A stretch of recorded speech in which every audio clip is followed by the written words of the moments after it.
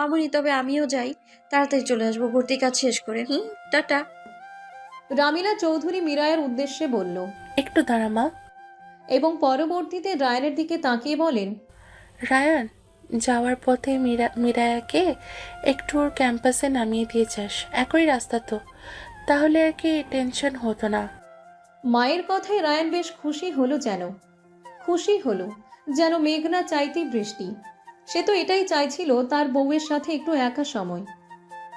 তবে রায়ান মায়ের কথায় সম্মতি দেওয়ার আগেই মিরায়া রায়ানের দিকে তাকিয়ে মাথা নাসূচক নাড়িয়ে বলল, না না মামুনি, রায়ান ভাইয়া তো কাজে যাচ্ছে, আমার পৌঁছে দিতে গেলে দেরি হয়ে যাবে। He is already late.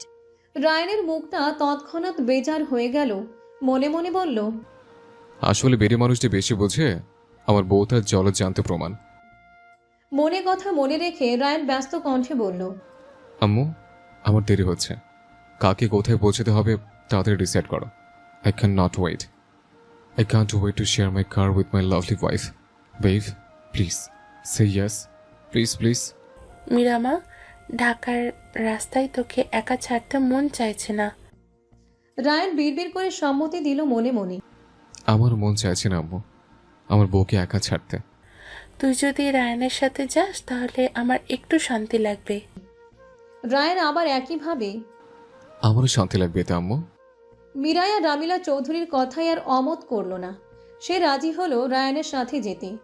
রায়ানও আকাশ সমান খুশি, আজ প্রথমবার নিজের স্ত্রীকে নিয়ে বের হবে। বউকে ভার্সিটিতে ভর্তি করতে নিয়ে যাচ্ছে, কেমন যেন অভিভাবক একটা অনুভূতি হচ্ছিল রায়ানের। রায়ান আদর্শ স্বামীর ন্যায় তার বউয়ের জীবনের এই গুরুত্বপূর্ণ দিনটাতে তার সাথে তার সঙ্গ দেবে, কথাটা ভেবেই রায়ান মনে মনে বেশ খুশি। আর অন্যদিকে মিরায়া রায়ানের সাথে যাওয়ার ব্যাপারে চিন্তিত ছিল, কারণ এমন অদ্ভুত মোহ তার কখনো কোনো কিছুর প্রতি হয়নি। এরপর মিরায়া রায়ানের পিছনে পিছনে বার হয়ে যায় বাড়ি থেকে পার্কিংয়ের দিকে। সকালটি ছিল একেবারে অন্যরকম। হালকা রোদ উঠেছে, কিন্তু রোদের মধ্যে যেন একরকম সোনালি কোমলতা ছড়িয়ে আছে। গাছের পাতাগুলো হালকা বাতাসে দুলছে, ভেজা মাটির গন্ধে ভরে গেছে চারপাশ। শহরের কোলাহল এখনো পুরোপুরি শুরু হয়নি, তাই চৌধুরী মেনশনের আঙিনাটা যেন আরো শান্ত, আরো সুন্দর লাগছিল। রায়ান গাড়ির চাবি হাতে নিয়ে পার্কিং লটে এগিয়ে গেল। গাড়িটা যেন সকালবেলার আলোয় ঝলমল করছিল। সে ইঞ্জিন স্টার্ট দিল, গাড়ির হালকা শব্দ চারিদিকে নীরবতা ভেঙে দিল। ঠিক তখনই মিরায়াও বের হলো, হাতে ব্যাগ, মুখে সকালবেলার সতেজতা, তবে চোখে মুখে হালকা একরকম অস্থিরতা কাজ করছে। আজ তার ঢাবিতে ভর্তি হতে যাওয়ার দিন। সে চুপচাপ রায়ানের পেছনে পেছনে হাঁটল, কিন্তু রায়ানকে ডাকলো না। গিয়ে মূল গেটের সামনে দাঁড়িয়ে অপেক্ষা করতে লাগলো। রায়ান গাড়ি নিয়ে আস্তে আস্তে ম্যানশনের গেটের সামনে এসে দাঁড়ালো। গাড়িটা মিরায়ের একেবারে সামনে থামলো। ভেতরে বসা রায়ান এক মুহূর্ত তাকিয়ে রইল মিরায়ার দিকে।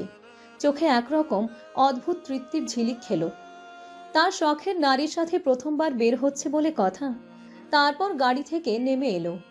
সে একেবারে হেঁটে গিয়ে গাড়ির সামনের সিটের দরজাটা নিজ হাতে খুলে দিল।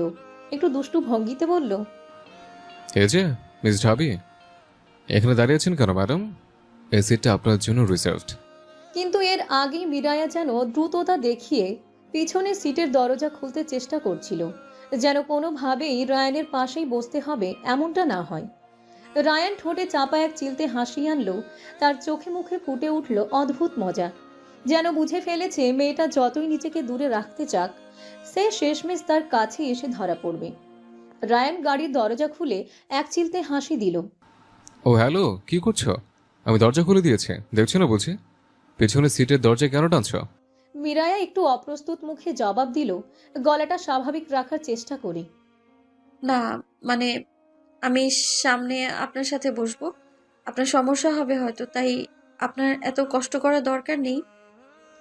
রায়ান চোখ কুঁচকে মজার ও সম্ভবত একটু গম্ভীরতার ভঙ্গিতে তাকালো। ও তাই নাকি? তুমি কি আমার ড্রাইভার ভেবেছো নাকি? মানে তুমি পিছনের সিটে বসবে আর আমি হ্যান্ডসাম ড্রাইভারের মতো সামনে বসে তোমায় নামিয়ে দিব? বাহ, বেশ আইডিয়া। এই মেয়ে, এত বেশি বুঝো কেন? আমি তোমাকে বলেছি আমার সমস্যা হবে। মিরায়া হালকা বিরক্ত হয়ে ঠোঁট কামড়ালো। না ভাইয়া, মিরায়া এবার একদম চুপ হয়ে গেল। জবাব দিতে চাইলেও কিছু বলতে পারল না। বাধ্য হয়ে ধীরে ধীরে সামনের সিটের দিকে এগিয়ে গেল। রায়ান আবার বউয়ের মুখে ভাইয়া শুনে রাগে তেতে উঠল। রায়ান দরজা খুলে দাঁড়িয়ে থাকা অবস্থায় মিরায়া যখন সামনের সিটে বসে, এমন সময় রাগে তার দুই হাত মীরার দুই দিকে দিয়ে পালানোর পথ বন্ধ করে খুব জোরে শব্দ করে বলল, ওই, কোন জন্মের ভাই লাগে তোর? হ্যাঁ, আমার বাবা মা আর তোর বাবা মা কি এক যে ভাই ডাকছিস আমাকে? আর একবার ভাই বললে? রায়ান নিজের কথা শেষ করল না। অপরদিকে মীরায় সম্পূর্ণ অবাক যে রায়ান ভাইয়া বলাতে তাকে তুই করে সম্বোধন করলো। তবে সে তো রায়ানের ছোট, রুদ্রও তো তাকে তুই বলে। তাই ওইদিকে আর মনোযোগ না দিয়ে রায়ানের প্রশ্নের উত্তর দেয়। তা সত্য, তবে ভাইয়া আমি তো আপনার ছোট, আর রুদ্র ভাইয়াকেও আমি ভাইয়া বলি। আপনি তার বড় ভাই, তাই আপনাকেও ভাইয়া বলেছি। রায়ান একটু গলা উঁচিয়ে বলল, দুনিয়ার সব তোর ভাই, একমাত্র আমি ছাড়া, বুঝছিস? আমাকে আর ভাইয়া ডাকবি না, চাইলে অন্য কিছু ডাকবি। মীরায়ের তখন তার অজান্তেই শ্বাস প্রশ্বাসের গতি বৃদ্ধি পেল। প্রথমবারের মতো কোনো পুরুষ এত কাছে এসেছে, তাও এত সুদর্শন। মীরায়া দৃঢ় চেতা হয়ে নিজেকে সামলে মৃদু আওয়াজে মাথা নিচু করে বলল, ভাইয়া কেন ডাকা যাবে না রায়ান ভাইয়া? আর অন্য কিছুই বা আমি কি ডাকবো আপনাকে? রায়ান মীরায়ের মুখের দিকে একটু ঝুঁকে ঠোঁটে রহস্যময় হাসি নিয়ে বলল, শোন আমার হৃদ পাখি, আমার ভাই শব্দতে অ্যালার্জি আছে, তে ভাইয়া ডাক নিতে পারছে না। আর খুব অস্বাভাবিকভাবে আমার এই অ্যালার্জিটা কেবল তোমার ক্ষেত্রেই কাজ করছে। রায়ান কিছু সময় নিয়ে দুষ্টু হাসি দিয়ে ভেবে আবার বলল, এক কাজ করো হৃদ পাখি, তুমি বরং আমাকে ভাইচান বলে রাখো। যেহেতু তোমার ভাই ডাকার খুব ইচ্ছে, তবে ওই যে বললাম আমার অ্যালার্জি আছে, তাই ভাই বাদে শুধু চান ডাকতে পারো। মীরায়া এবার যেন আশ্চর্যের চূড়ান্ত পর্যায়ে চলে গেল। মনে মনে ভাবল, রায়ান কি তার সাথে মজা করছে, না সিরিয়াসলি ফ্লার্ট করছে। সে বড় বড় চোখ করে রায়ানের দিকে তাকিয়ে থাকলো, কিছুই বলতে পারল না। মুখে যে সব শব্দরা চুপ হয়ে গেছে, তার সামান্য লজ্জাও করছে, যার কারণে শুভ্র সাদা গাল দুটো রক্তিম বর্ণ ধারণ করেছে। রায়ান মীরায়াকে এমন অস্বস্তিকর ভাবে লজ্জা পেতে দেখে ঠোঁট কামড়ে হাসল। পরক্ষণে মীরায়ার টোল পড়া ডান গালটা আলতো হাতে টিপে দিল। মীরায়া রায়ানের স্পর্শে মৃদু কেঁপে উঠল। প্রথম ছোঁয়া যেন রন্ধ্রে রন্ধ্রে দোলা দিয়ে গেল দুজনের মনেই। রায়ান মীরায়ার পথ ছেড়ে গাড়ির ছাদে নিজের হাত রেখে মীরায়াকে জায়গা করে দেয় গাড়ির ভেতরে গিয়ে বসার জন্য। মীরায়া হতভম্ব হয়ে বাধ্য হয়ে সামনের সিটে বসতে গেল। সে ভেতরে ঢুকতেই রায়ান হাত বাড়িয়ে গাড়ির ছাদের দিকে ইশারা করলো, সাবধানে, মাথা লাগাবে না। তোমার এই মাথাটা কিন্তু আমার জন্য ভীষণ দামি, মানে খুব প্রিয়। মীরায়া একবার চোখ পাকিয়ে চুপচাপ বসে গেল। রায়ান হাসি মুখে দরজা বন্ধ করতে করতে ফিসফিস করে বলল, এই তো ঠিক জায়গায় বসেছ। তোমার আসন কখনোই পেছনে না, সবসময় আমার পাশে বেব। মীরায়া গাড়িতে উঠে বসে আর রায়ানও গাড়ির অপর পাশে গিয়ে ড্রাইভিং সিটে বসে। স্ত্রীর পাশে বসে রায়ানের খুব সতেজ লাগছিল নিজেকে। মীরায়া গাড়িতে উঠে চুপচাপ জানালার বাইরে তাকিয়ে রইল, কিন্তু সিট বেল্ট পরার নামই করল না। রায়ান কয়েক মুহূর্ত তাকিয়ে থেকে হালকা মুচকি হাসল। ম্যাডাম, সিট বেল্টটা পরবেন না নাকি আমার উপরই ভরসা করে বসে আছেন? মীরায়া চমকে তাকালো। ও, আমি খেয়ালই করিনি। কথা শেষ হবার আগেই রায়ান হেলান দিয়ে তার দিকে ঝুঁকে এলো। একেবারে খুব কাছাকাছি চলে আসতেই মীরায়ার নিঃশ্বাস আটকে গেল। রায়ানের পারফিউমের তীব্র গন্ধে হঠাৎ যেন বুকের ভেতর ঢেউ তুলল। চুপচাপ থাকো, আমি পড়িয়ে দিচ্ছি। রায়ানের গলাটা অদ্ভুত গভীর আর নেশাক্ত শোনালো। মীরায়ার বুক কেঁপে উঠল। আপনি বসুন, আপনাকে কষ্ট করতে হবে না, দরকার নেই, আমি নিজেই। কথাটা শেষ করার আগেই রায়ানের আঙ্গুল তার গলার কাছে ছুঁয়ে গেল। ধীরে ধীরে সিট বেল্ট টেনে এনে কাঁধের উপর দিয়ে বেঁধে দিল। প্রতিটা নড়াচড়াই যেন ইচ্ছে করে বেশি সময় নিচ্ছে। সুযোগের সর্বোচ্চ ব্যবহার করছে মীরায়াকে একটু ছুঁয়ে দেখতে। রায়ান ঠোঁট বাঁকিয়ে ফিসফিস করে বলল, শোনো রেক পাখি, আমি ছাড়া এই সিট বেল্ট লাগানোর অধিকার কেউ যেন না পায়। আর এটা কষ্ট না, ইটস মাই প্রিভিলেজ। মীরায়া হকচকিয়ে চোখ নামিয়ে ফেলল। তার গাল লাল হয়ে উঠেছে। আপনি অনেক বেশি কথা বলেন। রায়ান মৃদু হেসে আরো কাছে ঝুঁকল, তার চোখে দুষ্টু ঝিলিক। তুমি না চাইলে চুপ থাকবে, তবে মনে রেখো তখন মুখে কথা না হলে অন্যভাবে ঠিকই হবে।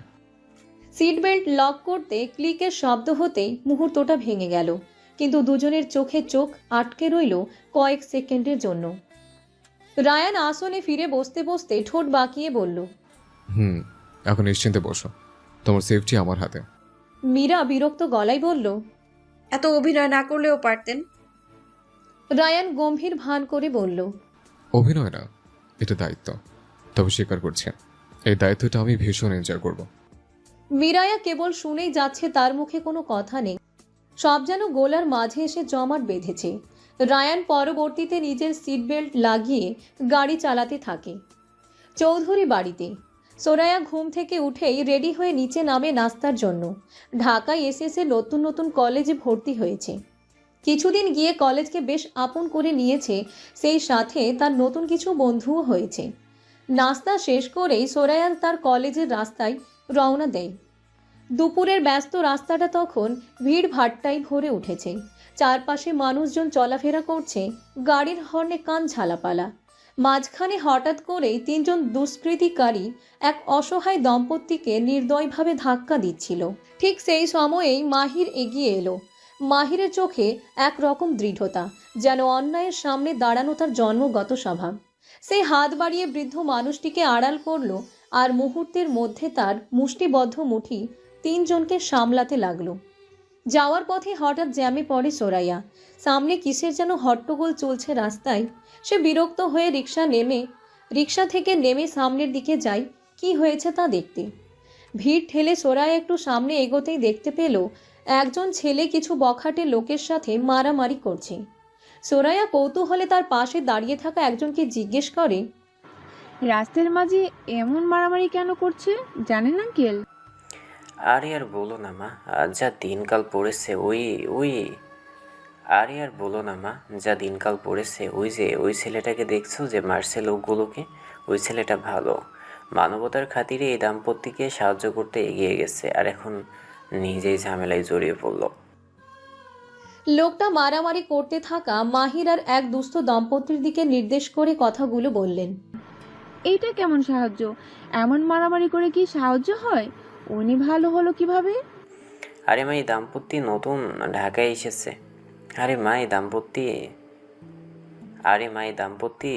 নতুন ঢাকায় এসেছেন চিকিৎসার জন্য। আর ওই শয়তান লোকগুলো তাদের ভয় দেখিয়ে তাদের থেকে টাকা নিতে চাওয়ায় এই ছেলে এসে প্রতিবাদ করে, আর ওই বদমাশগুলো একসাথে হামলে পড়ে ওর উপরে। তবে দেখো, সে নিজে একসাথে তিনজনে রায় পেটাচ্ছে। লোকটার মুখে সম্পূর্ণ ঘটনার বর্ণনা শুনে সোরায়া মুগ্ধ হয়ে একবার তাকায় মাহিরের দিকে। হঠাৎই যেন চোখগুলো অবোধ হয়ে আসলো। সে কোনোভাবেই সরাতে পারছে না, আর না পলক পড়ছে। মাহির আজ সাধারণ একটা কালো ফিট শার্ট পরেছিল, হাতা গুটিয়ে রেখেছিল কোনোই পর্যন্ত। শক্তপোক্ত বাহুগুলো যেন আলাদা করে দৃশ্যমান হচ্ছিল। প্রতিটি ঘুষিতে তার বাহুর পেশিগুলো টান টান হয়ে উঠছিল। দৃশ্যটা যেন সিনেমার হিরোর মতো। কালো প্যান্টের সঙ্গে তার লম্বা দেহটা একদম নিখুঁতভাবে ফুটে উঠেছিল। ঘামে ভিজে তার কপালে পড়ে থাকা কিছু চুল চোখে এসে পড়ছিল। সেগুলো সরে যেতে দিতে না দিয়ে সে বারবার মাথা ঝাঁকাচ্ছিল। সেই মুহূর্তগুলোতে সোরায়ার মনে হচ্ছিল এমন অস্বাভাবিক নজর কাড়া কেউ হতে পারে। লোকগুলো পালিয়ে গেল কিছুক্ষণের মধ্যে। মাহির নিঃশ্বাস ফেলল গভীরভাবে। তারপর অসহায় দম্পতিকে দাঁড় করিয়ে তার হাতে টাকা তুলে দিল। সেই দৃশ্যে সোরায়ার বুকের ভেতর যেন কাঁপন ধরল। তার চোখে মাহির শুধু একজন সাধারণ ছেলে নয়, বরং যেন এক অবলম্বন। তার চোখে দারুণ দৃঢ়তা, ঠোঁটে হালকা রাগের রেখা, আর শরীরের প্রতিটি মুভমেন্ট একরকম অদ্ভুত পুরুষালী সৌন্দর্য। সোরায়ার বুকের ভেতর থেকে নিঃশব্দে একটা দীর্ঘশ্বাস বের হলো। মানুষটা যেমন সাহসী তেমনি সুদর্শন। নিজের বুকের বাম পাশে হাত রেখে বলল, আহা, হালকা করে ক্রাশ খেয়ে গেলাম। রায়ান নির্বিকার চিত্তে গাড়ি চালিয়ে যাচ্ছে, আর পাশে মীরায়া একদম চুপচাপ জানালা দিয়ে বাইরে তাকিয়ে আছে। মীরায়ার নীরবতা রায়ানের মনে ঝড় তুলছিল। তার মনে হচ্ছিল আর একটু সময় মীরায়ার নীরবতায় স্থায়িত্ব পেলে সে আর নিজেকে আটকাতে পারবে না স্বামীর অধিকার ফলানো থেকে। তাই রায়ান উপায়ান্তর না খুঁজে না পেয়ে নিজেই বলে উঠল, কি সমস্যা? কিছু বলছে না কেন? রায়ানের হঠাৎ প্রশ্নে মিরায়া চমকিত হয়ে রায়ানের পানে তাকিয়ে পাল্টা প্রশ্ন করে। জি, কি বলবো? যা ইচ্ছে করে তোমার বলতে। তুমি বললে আমি সব শুনতে রাজি। জাস্ট লাইক অ্যান অবিডিয়েন্ট বয়। মিরায়া রায়ানের আগামাথা না বুঝে শুধু কথা এড়ানোর প্রশ্ন করল। গাড়িটা কি আপনার? তুমি কি গাড়ির মালিকানা নিয়ে জিজ্ঞেস করলে? জি। রায়ান ঠোঁট বাঁকিয়ে হেসে বলল, হ্যাঁ, এটা আমার জীবনের প্রথম কার, যা আমি বাংলাদেশে কিনেছি। আর এই একই রকম আরেকটা আছে আমেরিকায়। গাড়ির মালিকানা বাদে গাড়ির মালিকের বউয়েরও মালিক। চোখ টিপ দিয়ে বিড়বিড় করে যোগ করল। মানে তোমার মালিক। মিরায়া হক চকিয়ে গেল, চোখ বড় বড় করে তাকালো। কি? ভাই, আপনি কি বিবাহিত নাকি? কথা শেষ হওয়ার আগেই রায়ান ঠোঁট কামড়ে বিরক্ত মুখে বলল, আহা, আমার ভাইয়া। ভাইয়াটা শুনলে মনে হয় বয়স 30 বছর বেড়ে গেল। তোমাকে না বললাম হৃদ পাখি, আমাকে ভাইজানের ভাই বাদে শুধু জান ডাকতে। ডাকটা কত ছোট, যেন কানে মধু ঝরে। উফ। মীরা বিরক্ত হয়ে গজগজ করল। আমি এইসব অদ্ভুত নামে ডাকবো না। রায়ান মজার ভঙ্গিতে ঝুঁকে মাথা একটু নিচু করে সিটের গায়ে হাত রেখে বলল, আচ্ছা, তোমার যেটা ভালো লাগে ডেকো, তবে শর্ত আছে। শুধু সামনের সিটে বসে ডাকতে হবে। পেছনের সিটে বসে তুমি ডাকলে হয়তো সে ডাকে সারা স্বাভাবিক হবে না। মীরা হতভম্ব হয়ে গেল, উত্তর দিতে পারল না, কিন্তু আবার নিজের গলায় শক্তি নিয়ে বলল। মজাবাদ দিয়ে উত্তর দিন না, আপনি কি বিবাহিত? রায়ান আবেশে হেসে মিরায়ার দিকে তাকিয়ে জবাব দিল। হ্যাঁ, তবে কাউকে বলো না, এটা টপ সিক্রেট। মিরায়া রায়ানের সরল জবাবে অবাক হয়ে তাকালো। তার মনে আর চোখে অনেক প্রশ্নেরা ঘোরাফেরা করতে লাগলো। কে সেই মেয়ে? কিভাবে বিয়ে হলো? কোথায় হলো? কবে হলো? কেন হলো? আর কেউ কি জানে? কিন্তু মিরায়া কোনো প্রশ্ন না করে কেবল চুপ করে গভীর দৃষ্টিতে রায়ানের দিকে তাকিয়ে রইল। তার মনে হলো এমনভাবে হঠাৎ করে কারো প্রতি দুর্বল হওয়া তার নিজের বোকামি, অন্যের নয়।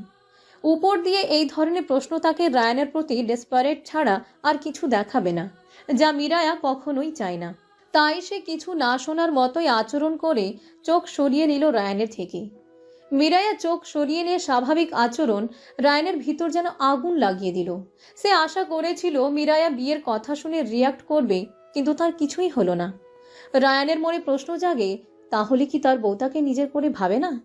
তার বউয়ের কি কিছু যায় আসে না তার অন্য নারীর হওয়াতে? সোরাইয়া যে একটু দূরে দাঁড়িয়ে সব দেখছিল, হতভম্ব হয়ে তাকিয়ে রইল। তার চোখের সামনে প্রথমবারের মতো স্পষ্ট ভেসে উঠেছে মাহির।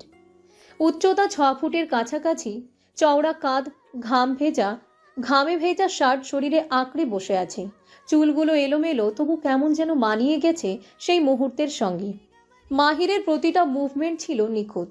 একটা ঘুষি এড়িয়ে পেছন থেকে ধাক্কা, আবার আরেকজনকে শক্ত হাতে চেপে ধরা। চারপাশের লোকজন হা হয়ে তাকিয়ে রইল। কেউ কেউ ফিসফিস করে বলছিল, বা একাই 3 জনের সঙ্গে লড়ছে, এই ছেলে যে কি সাহসী। কিছুক্ষণ পরেই ওই 3 জন ছেলে দৌড়ে পালিয়ে গেল। ভিড়ের মধ্যে হাততালির শব্দ উঠল। কেউ এগিয়ে এসে বলল, ভাই, আজকাল আপনার মতো মানুষ কোথায় পাওয়া যায়? আরেকজন হেসে বলল, আপনি না থাকলে ওই বুড়ো মানুষটার অনেক ক্ষতি হয়ে যেত। সত্যি আপনাকে স্যালুট। মাহির কেবল হালকা হেসে বৃদ্ধ দম্পতিকে দাঁড়াতে সাহায্য করল। তার কণ্ঠে অদ্ভুত শান্তি। আমি যা করেছি তা করা উচিত ছিল। অন্যায় দেখেও যদি চুপ থাকি, তবে মানুষ হয়ে লাভ কি? সোরাইয়ার বুকের ভেতর হঠাৎ করে কেমন ঝড় বয়ে গেল। প্রথমবারের মতো তার চোখে এক অদ্ভুত আলো ফুটল। এমন মানুষও আছে অন্যায়ের সামনে দাঁড়ানোর মতো সাহসী, আর কতটা সুন্দর দেখতে, যেন সিনেমার হিরো। সে একটু এগিয়ে গিয়েছিল সামনে যাওয়ার জন্য। মনের ভেতর তীব্র ইচ্ছা হচ্ছিল মাহিরকে ধন্যবাদ দেওয়ার, কিন্তু চারপাশে ভিড় এমন ঘিরে ধরেছিল যে সামনে যাওয়া অসম্ভব হয়ে গেল। তাকে ঠেলাঠেলি করে লোকজন মাহিরকে ঘিরে ধন্যবাদ জানাচ্ছিল। তারপর ধীরে ধীরে সবাই নিজেদের কাজে ফিরে গেল। রাস্তা ফাঁকা হলো। সোরাইয়া চোখ মেলে তাকিয়ে চারদিকে তাকালো, কিন্তু মাহির নেই। এক মুহূর্ত আগে যে মানুষটা চারপাশ আলোকিত করে রেখেছিল, সে যেন বাতাসের মতো মিলিয়ে গেছে। তার ঠোঁট কেঁপে উঠল। মৃদুস্বরে, একবার অন্তত ধন্যবাদ দিতে পারলে ভালো হতো। চোখের ভেতর অদ্ভুত এক শূন্যতা জমল, যেন একটা অচেনা আকর্ষণ হঠাৎ করে ভেঙে পড়ল তার ভেতরে। ঠিক তখনই রিকশাওয়ালা এগিয়ে এসে ডাক দিল, আপা, রাস্তা তো একদম পরিষ্কার, ওঠেন, দেরি করলে কলেজ লেট হয়ে যাবে। সোরাইয়া চমকে বাস্তবে ফিরে এলো। একটা দীর্ঘশ্বাস ফেলে অনিচ্ছায় রিকশায় উঠে বসলো। রিকশায় বসে সোরাইয়া কলেজের পথে যাচ্ছিল, কিন্তু মনটা যেন কোথাও আটকে আছে। চারপাশে মানুষের ভিড়, গাড়ির হর্ন, দোকানের ডাকের সাড়া, এসব কিছুই তার কানে আসছে না। মাথার ভেতর বারবার ভেসে উঠছে সেই দৃশ্য। একজন ছেলে তিনজনের সাথে লড়ছে, অথচ তার মুখে অদ্ভুত শান্ত একটা হাসি। ওর চোখের ভেতরটা কি অদ্ভুত ছিল, রাগও ছিল, সাহসও ছিল, তবু যেন একটা মায়া লুকিয়েছিল। রিকশা কলেজের গেটে এসে থামলো। সোরাইয়া নামলো ধীরে, যেন পা চলতে চাইছে না। ক্লাসে ঢুকে বেঞ্চে বসে বই বের করলো, কিন্তু পৃষ্ঠা উল্টানোর পরও শব্দগুলো ধরা পড়ছিল না চোখে। সহপাঠীরা কেউ হাসছিল, কেউ গল্প করছিল, কিন্তু সে কেমন যেন অন্য জগতে হারিয়ে গেল। কলম দিয়ে কাগজে অজান্তেই আঁকিবুকি করছিল। একসময় বুঝলো সে একটা চোখ এঁকেছে, ঠিক যেমন মাহিরের চোখের শক্ত অথচ নরম দৃষ্টি ছিল। আঁকাটা দেখে নিজেই হেসে ফেলল, তারপর তাড়াহুড়ো করে খাতা বন্ধ করে দিল। তার ভেতরে যেন একটা দ্বন্দ্ব চলছিল। এইভাবে কাকে নিয়ে এত ভাবছি আমি? আমার তো নামও জানা নাই, হয়তো কখনো আর দেখাই হবে না, তবু মনে হচ্ছে ওকে একবার দেখতেই হবে। ঘন্টা বেজে উঠল। সোরাইয়া খেয়াল করলো স্যারের পড়া শেষ পর্যন্ত কানে কানে ঢুকেইনি। পাশে বসা বান্ধবী জুই মজা করে বলল, কি রে, এত চিন্তিত দেখাচ্ছে কেন? কারো প্রেমে পড়েছিস নাকি? সোরাইয়া হেসে উড়িয়ে দিলেও ভেতরে হঠাৎ কেমন ধাক্কা খেলো। প্রেম? না না, এভাবে হুট করে কি প্রেম হয়? কিন্তু কেন জানি মনে হচ্ছে ছেলেটা অন্যরকম। আজকের মতো ঘটনা তো সিনেমাতেই হয়। ছেলে? কোন ছেলে? ও আচ্ছা, এই ব্যাপার। তাই তো বলি, আজ তোর মনোযোগ কই? আচ্ছা বল না, কোন ছেলে? সোরাইয়া তার বান্ধবীকে সব খুলে বলে। মাহিরের চরিত্রটা তার মনে গেঁথে গেছে একেবারে ভিন্নভাবে। এমন একজন যে শক্ত শরীর আর সাহসের জোরে অন্যায়ের সামনে দাঁড়ায়, খুব অহংকার নেই, বরং কাজটা করার পর খুব সহজেই বলে এটা করা উচিত ছিল।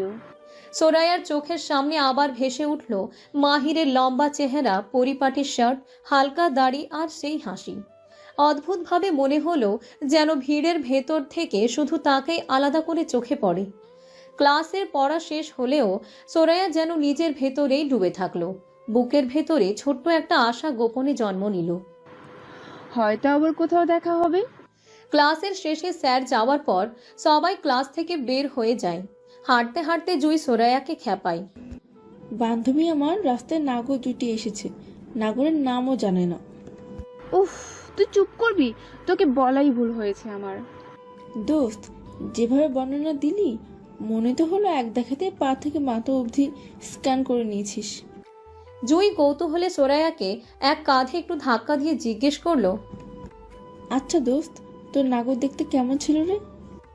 সোরাইয়া জুইয়ের কথায় বিরক্ত হলেও মাহিরের কথা উঠতেই তার মুখে হাসি ফুটে উঠল। সোরাইয়া জুইয়ের ধাক্কায় সামান্য সামনে ঝুঁকে যায়, পরে নিজেকে সামলে মুখে দুষ্টু একটা হাসি নিয়ে পিছনের দিকে ফিরে সজোরে দুই লাইন গান গায়। দেখিতে সোনার নাগর গো, চান্দরে সমান। এই বলে সে সামনের দিকে ফিরে দৌড় দেয় হাসতে হাসতে।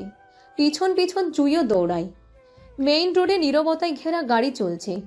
এক পর্যায়ে রায়ান মিরায়া ঢাবি ক্যাম্পাসে পৌঁছায়।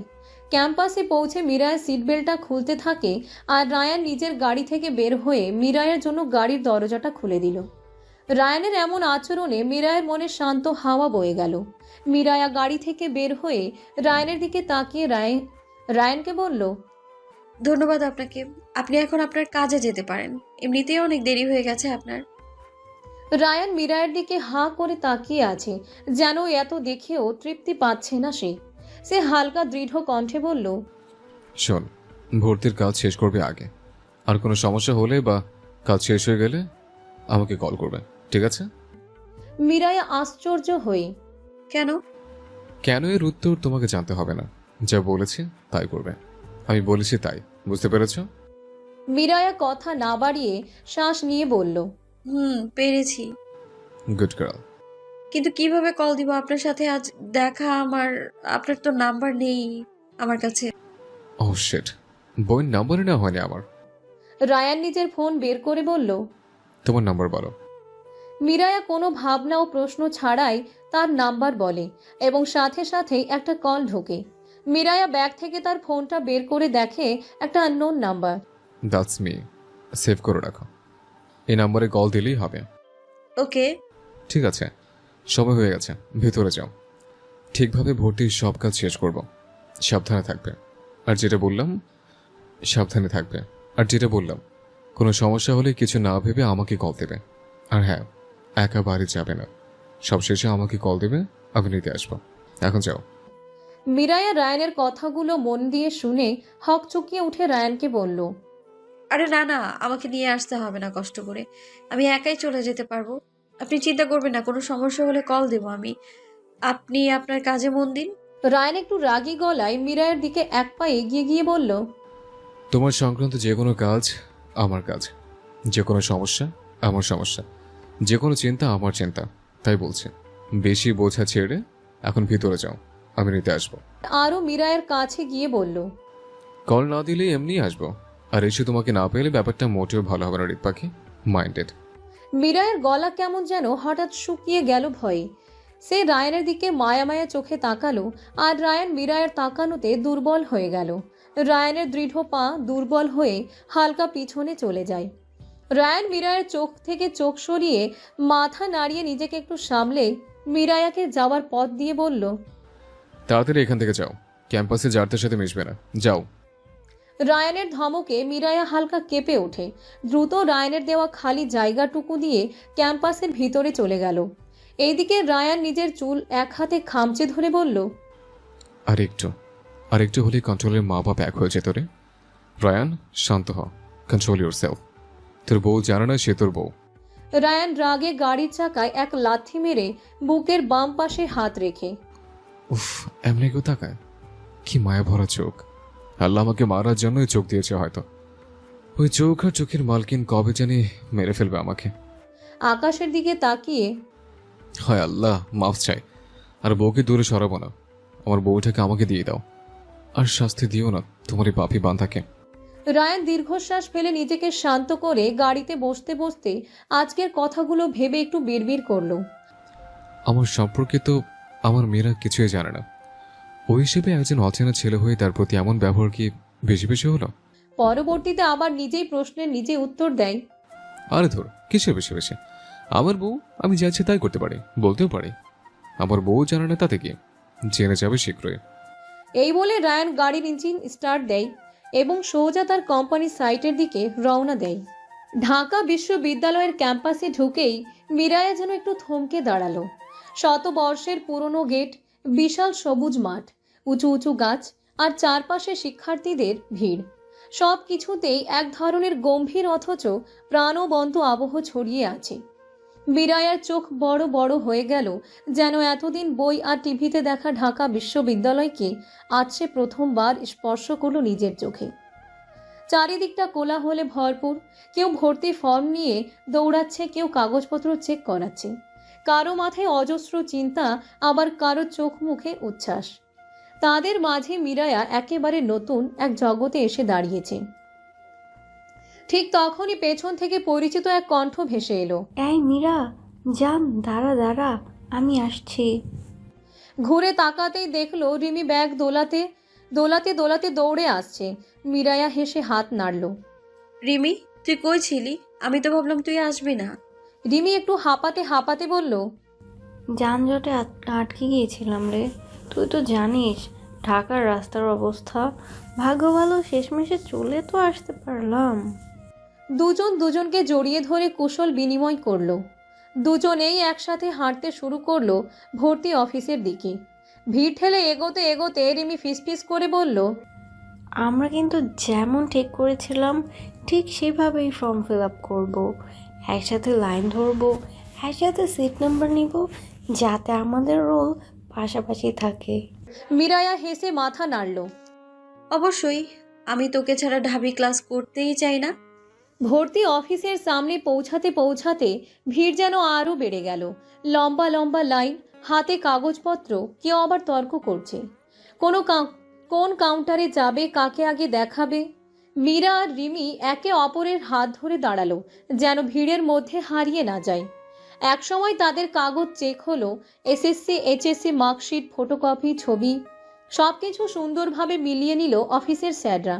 রিমি মজা করে কানে কানে বলল, হ্যালো বন্ধুরা, পরবর্তী পার্ট খুব তাড়াতাড়ি আসবে, তো সবাই অপেক্ষায় থাকো।